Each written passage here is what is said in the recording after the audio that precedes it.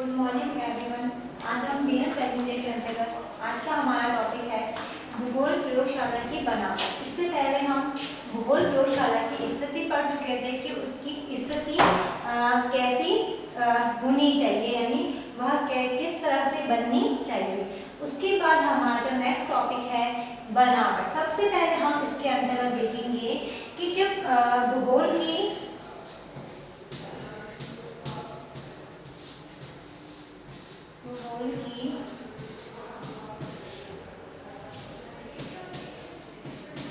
जो प्रयोगशाला है, जब हम इसको बनाते हैं तो इसके अंतर्गत हम देखते हैं कि सबसे पहले हम देखेंगे कि इसमें बैठने वाले कुल छात्र की संख्या क्या है। कुल छात्र की संख्या क्या है, और इसके अंतर्गत जब अध्यापन कार्य करने के लिए जब अपनी नियत सीट पर बैठता है तो उसका स्थान कैसा है।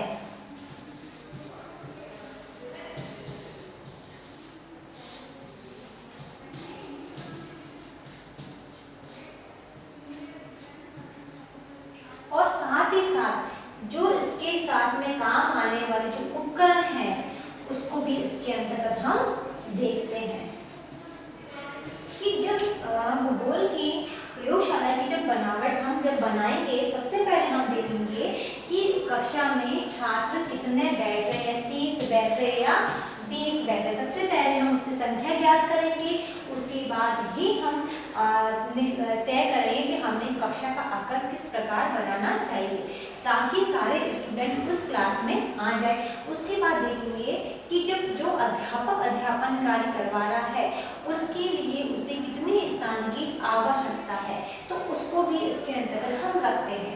इसके साथ साथ भूगोल के जो उपकरण होते हैं उसको गौर से रखने के लिए कमरा कौन सा है, उसका भी ध्यान हमारे अंदर इसके अंतर्गत आता है। और इसके साथ साथ मैंने आपको बताया था कि चलो ये तो हमने देख लिया कि छात्र कितने बैठेंगे, अध्यापक का स्थान कितना होना चाहिए और उपकरण रखने के लिए हमें कितने स्थान की आवश्यकता है। अब इसके अंतर्गत जो भूगोलवेत्ता थे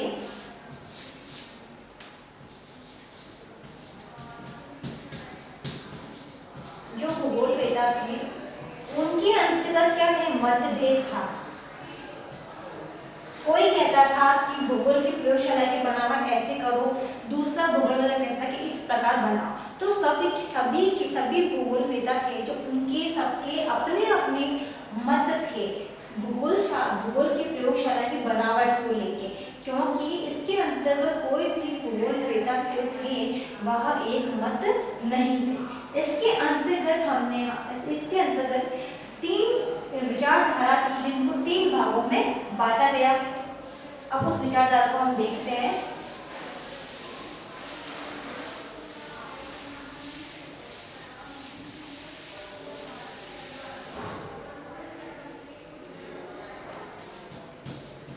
जो विचारधारा है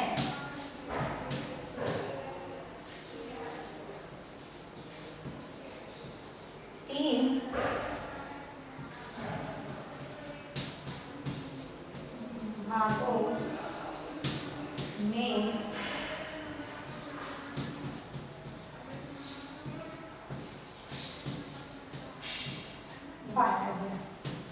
अब कौन कौन सी विचारधाराएं थी?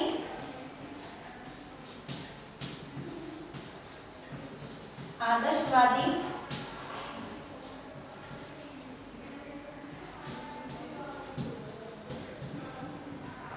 विचारधारा। सेकंड जो थी हमारी वो थी व्यवहारवादी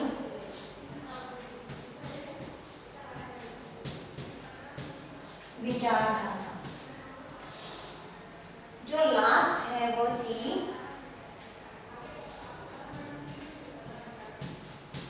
भारतीय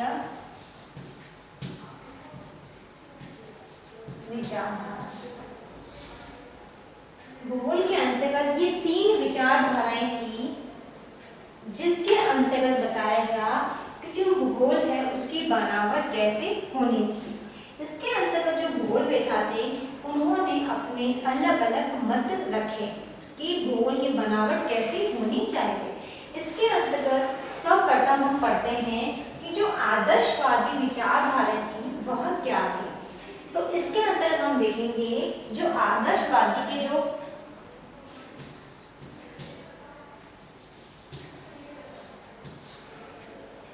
पोषक थे वह एक आदर्श स्थिति की बात करते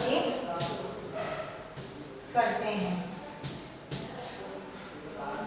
जो इस विचारधारा के जो पोषक थे वह क्या करते थे, एक आदर्श स्थिति की बात करते थे। उन्होंने इसके अंतर्गत क्या कहा कि शिक्षार्थी आसानी से कक्ष में अपनी नियत सीट पर बैठकर अपना कार्य कर सके। उन्होंने इसके अंदर कहा कि जब छात्र अध्यापन कार्य कर रहा है तो वह अपनी सीट पर बैठकर कार्य करने के पश्चात उसके आसपास काफी जगह होनी चाहिए, आगे भी इसके जगह स्थान छोड़ना चाहिए और पीछे भी स्थान छोड़ना चाहिए। इसके अंतर्गत कहीं पर अगर छात्र को आना जाना है उसकी सुविधा भी इसके अंतर्गत होनी चाहिए।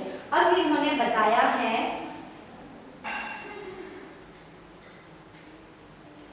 कि प्रत्येक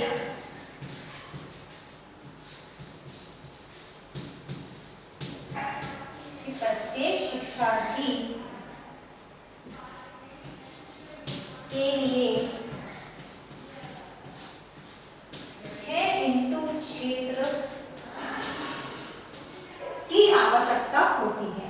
उन्होंने कहा कि जो शिक्षार्थी है उसके लिए कितने क्षेत्र की आवश्यकता होगी, 6x6 क्षेत्र की आवश्यकता होती है। यदि अगर हम मान ले कि एक कक्षा में 30 विद्यार्थी है तो उसके लिए कितना क्षेत्र की आवश्यकता होगी, मान लीजिए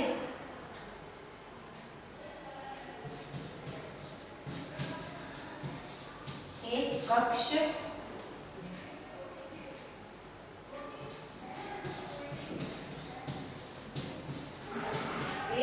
में शिक्षार्थी की संख्या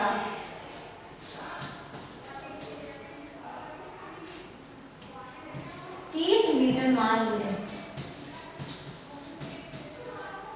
तो कितने क्षेत्र की आवश्यकता होगी, 36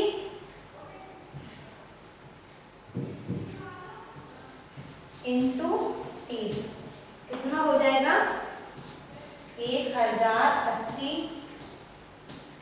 वर्ग फुट होगा। अब कैसे होगा कि हमने तो मान लिया कि जो शिक्षार्थी है उसके लिए 6x क्षेत्र की आवश्यकता है। अब हम देखेंगे कि एक कक्ष में मान लीजिए 30 छात्र है तो हम क्या करेंगे, 6x6 को करेंगे तो आएगा 36 और 36 को इंटू कर देंगे किससे, 30 से, क्योंकि 30 छात्र है तो उसके लिए हम निकालें कि 1080 वर्ग फुट की हमें आवश्यकता इसके अंतर्गत होगी। तो यही एक आदर्श प्रयोगशाला मानी गई है क्योंकि इसके अंतर्गत छात्रों को बहुत स्थान दिया गया है, काफी जगह छोड़ी गई है छात्रों के लिए, तो उसको एक आदर्श माना गया है। इसके साथ साथ उन्होंने बताया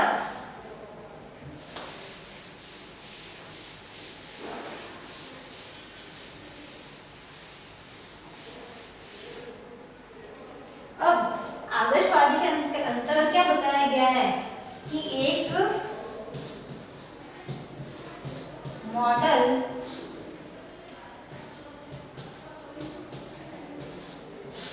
बनाने का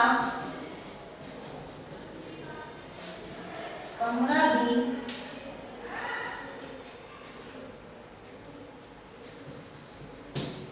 होना चाहिए। कि उन्होंने बताया कि जब हम छात्रों से मॉडल बनवाएंगे तो उसके लिए एक कमरा भी होना चाहिए। और इसके साथ साथ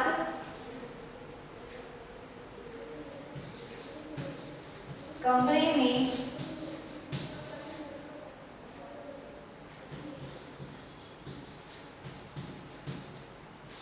निकास की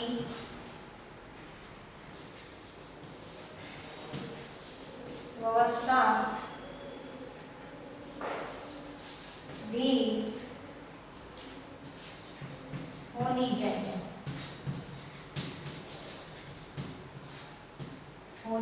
चाहिए, और इसके साथ साथ हम निम्न सामान भी रख सकते हैं। जैसे हम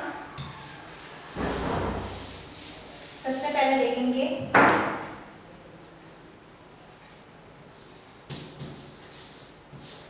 पानी का बड़ा होज,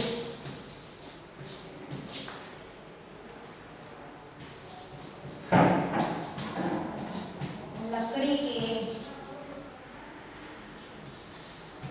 छोटे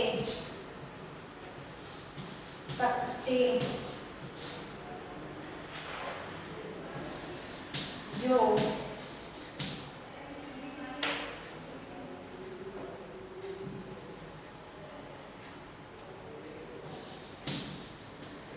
बनाने के काम आ सके। नेक्स्ट है चिकनी मिट्टी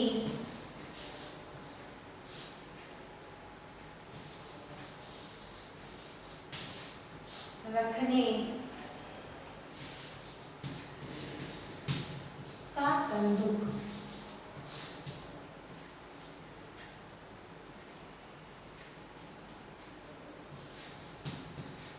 मॉडल रखने का स्थान। अब हम देखेंगे कि इसके साथ साथ हमें किसकी जरूरत पड़ेगी, एक पानी के बड़े होज की, जहाँ पर जब हम छात्रों को कोई मॉडल बनवाएंगे, चाहे मिट्टी के द्वारा बनवा रहे हैं, किसी के भी थ्रू बनवाते हैं या कोई कार्य करवाते हैं, उसके लिए हमें सबसे पहले क्या जरूरत पड़ती है, एक पानी की होज की। फिर हम नेक्स्ट है लकड़ी के छोटे तख्ते जो बनाने के काम आ सके। इसके अंतर्गत जो लकड़ी छोटे तख्ते होते हैं उसको भी हम एकत्रित करके रखते हैं, क्योंकि लकड़ी के तख्ते से हम मॉडल का निर्माण कर सकते हैं। तो छात्र को कभी भी हम लकड़ी के माध्यम से मॉडल बनाने को कह सकते हैं। तो अगर लकड़ी के टुकड़े हमारे पास एकत्रित करे हुए होते हैं तो हमें बाद में किसी प्रकार की परेशानी नहीं होती है। फिर नेक्स्ट है चिकनी मिट्टी रखने का सिंदूक। साथ साथ में हमें एक सिंदूक होना चाहिए जिसमें हम चिकनी मिट्टी को रख सके, क्योंकि चिकनी मिट्टी के माध्यम चिकनी मिट्टी से भी हम कई प्रकार के कार्य करते हैं। चिकनी मिट्टी से हम मॉडल भी बना सकते हैं जो छात्रों को हम प्रयोगशाला के अंतर्गत बनवा सकते हैं। इसलिए हमारे पास चिकनी मिट्टी का होना भी आवश्यक होता है। साथ साथ मॉडल रखने का स्थान, कि जब हम मॉडल तो छात्रों से बनवा लेंगे और हमें उसको किस स्थान पर रखना है, इसके लिए हमें एक विशिष्ट स्थान की जरूरत पड़ती है, जहाँ पर हम बनाए गए मॉडल को एक साथ रख सकते हैं। क्योंकि जब हम मॉडल छात्रों से बनवाते हैं तो वो मॉडल इतने हो जाते हैं कि अगर हम दूसरी कक्षा में कहीं इधर उधर रख देते हैं तो टूटने की संभावना बनी रहती है। तो इसलिए हमें एक स्थान ऐसा होना चाहिए या एक कक्षा ऐसी होनी चाहिए जहाँ पर हम इन मॉडलों को रख सके, और जब हमें आवश्यकता है तो तुरंत इस मॉडल को हम लेकर अपने कार्य को कर सकें।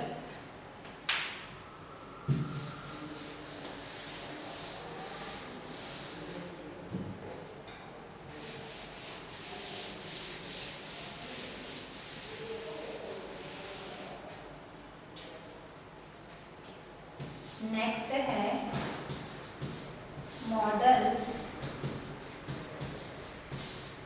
बनाने के लिए फर्श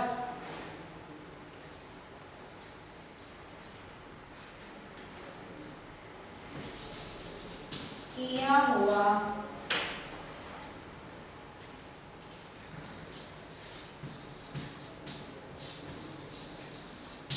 खुला स्थान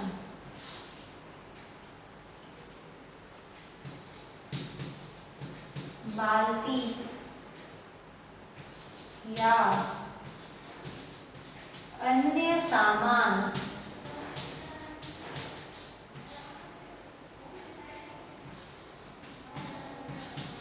जो कि मॉडल्स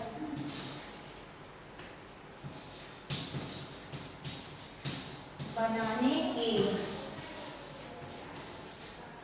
काम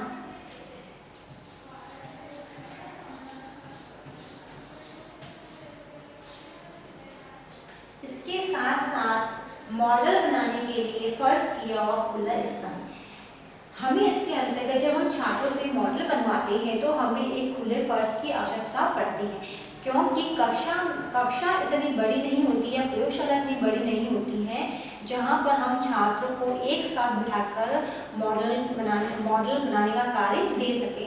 इसके लिए हमें एक खुला हुआ फर्श की स्थान की आवश्यकता होती है जहां पर हम सारे छात्रों को बिठाकर एक साथ मॉडल बनाने का कार्य दे सके। इसके साथ साथ बाल्टी या अन्य सामान जो कि मॉडल बनाने के काम आता है उसका भी स्थान होना चाहिए, क्योंकि बाल्टी भी का प्रयोग हम पानी भरने के लिए कुछ सामान को भरकर लेने काम में लेते हैं, तो उस सामान के लिए भी हमें सामान होना चाहिए, यानी स्टोरेज होना चाहिए, स्टोर रूम एक होना जरूरी है जहां पर जब भी हमें किसी चीज की आवश्यकता पड़ती है तो हम वह सामान स्टोर रूम से निकालकर उसका प्रयोग कर सकें।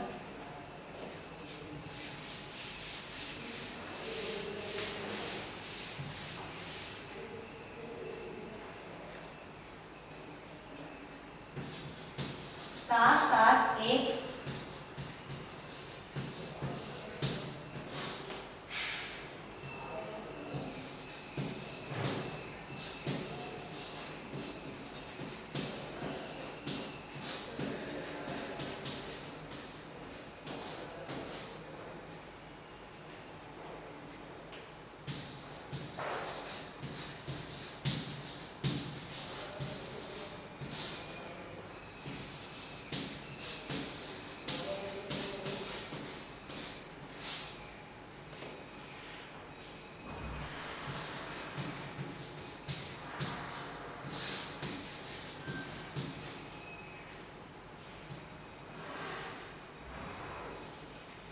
इसके साथ साथ हमें किसकी आवश्यकता पड़ती है, एक अंधेरे कक्षा का भी होना जरूरी होता है, क्योंकि अंधेरे कक्षा का उपयोग हम जब कर सकते हैं जब हम छात्रों को क्या करते हैं, नई तकनीक के प्रयोग के द्वारा हम छात्रों को पढ़ाते हैं, क्योंकि हमें एक अंधेरे कक्षा होना भी जरूरी होता है, क्योंकि हम जो अंधेरा कक्ष है उसके माध्यम से हम जो छात्र हैं उन्हें प्रोजेक्ट के माध्यम से या सैटेलाइट के माध्यम से, स्लाइड के माध्यम से हम छात्रों का अध्यापन कार्य करवाते हैं, इसलिए वहाँ पर एक अंधेरा कक्ष का होना भी जरूरी होता है। साथ साथ एक भंडारण कक्ष भी वहाँ पर होना चाहिए जहाँ पर हम किसी भी सामान को रख सके, और इसके साथ साथ एक ऐसा कक्ष भी होना चाहिए जहाँ पर हमारे द्वारा प्रतिदिन उपयोग में सामग्री नहीं आने वाली हम वहाँ पर रख सके।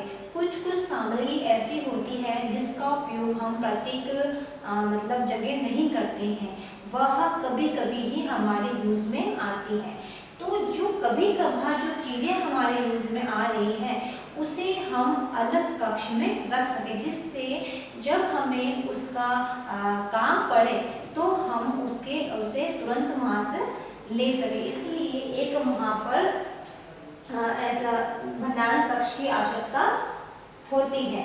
इसके साथ साथ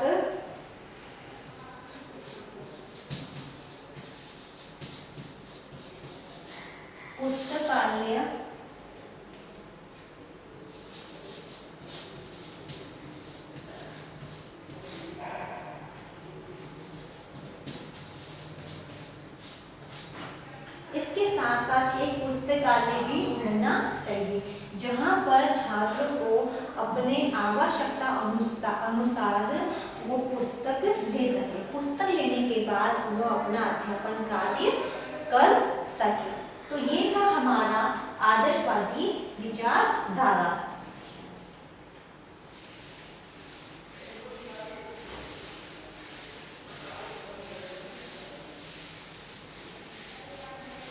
जैसे हमने आज आदर्शवादी विचारधारा को पढ़ा है, तो इससे इस विचारधारा को पढ़ के हमारे मन में एक ही बात आती है कि जिन भूगोलवेत्ता ने आदर्शवादी विचारधारा के अंतर्गत जो बातें कही कि भूगोल की प्रयोगशाला की बनावट कैसी होनी चाहिए, तो अगर हमारी दृष्टि से अगर हम इससे देखते हैं तो हम इस बात से संतुष्ट नहीं है, क्योंकि जिन्होंने जो ये बातें कही है, ऐसी जो प्रयोगशाला है उसका निर्माण हमारे भारत देश में नहीं हो सकता, क्योंकि इन्होंने जो जिस तरह से बताया है कि छात्रों के आसपास इतनी क्षेत्र का स्थान छोड़ना चाहिए, अध्यापक के सामने स्थान छोड़ना चाहिए, और इसके लिए एक भंडार कक्ष की आवश्यकता होती है, मॉडल बनाने के लिए एक विशेष कमरा चाहिए, बरामदे की आवश्यकता होती है,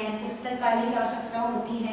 तो जो भूगोलवेत्ताओं ने जो चीज़ें इसके अंतर्गत बताई है कि किन चीज़ों की आवश्यकता प्रयोगशाला के अंतर्गत होनी चाहिए, तो ऐसी स्थिति में अगर हम देखा जाए तो यह केवल पढ़ने में ही हमें अच्छी लगती है, या हम कहें कि हम इसे कागज पर बनाना ही पसंद करेंगे। अगर रियल स्थिति में अगर हम देखें तो इस प्रकार की प्रयोगशाला को बनाना असंभव होता है। क्यों होता है? क्योंकि अगर हम आदर्शवादी विचारधारा के अकॉर्डिंग चलते हैं तो इसके लिए हमें बहुत अधिक धन की आवश्यकता पड़ती है, जो कि हर स्कूलों के पास में इतने धन नहीं होता है। तो वह प्रयोगशाला का निर्माण तो कर लेते हैं अपने अनुसार, बट अगर आदर्शवाद के अनुसार देखा जाए तो हम इसकी स्थापना नहीं कर सकते, क्योंकि जो ये आदर्शवादी विचारधारा है इसके अकॉर्डिंग अगर हम प्रयोगशाला का निर्माण करेंगे तो अधिक धन की आवश्यकता भी पड़ेगी, और हम इस प्रकार की व्यवस्था कर भी नहीं सकते हैं, क्योंकि इसके द्वारा जो उन्होंने बातें कही हैं कि इसके लिए हमें एक पौध होना चाहिए पानी का, या बाल्टी होनी चाहिए, लकड़ी के तख्ते होने चाहिए, तो ये सिर्फ हमको सुनना ही अच्छा लगता है।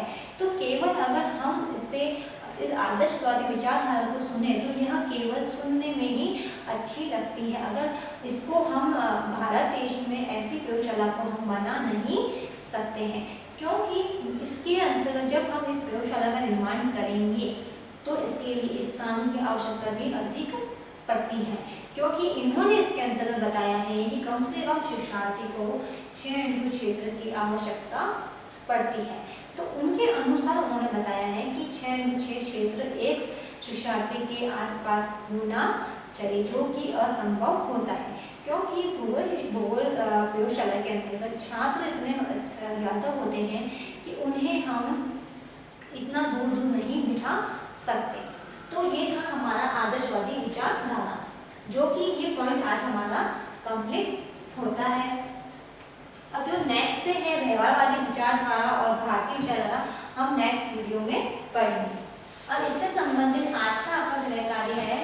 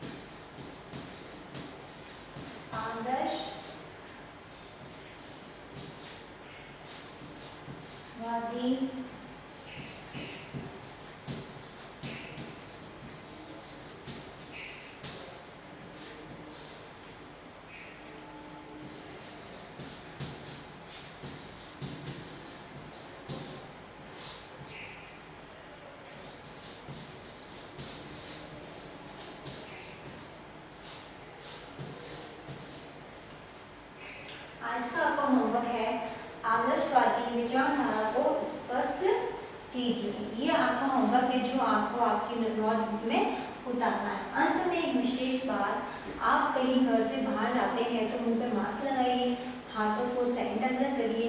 यदि आप सार्वजनिक स्थल पर जाते हैं तो कम से कम 6 फीट की दूरी बनाए रखिए, जिससे आप सुरक्षित होंगे तो आपका घर भी सुरक्षित रहेगा। धन्यवाद।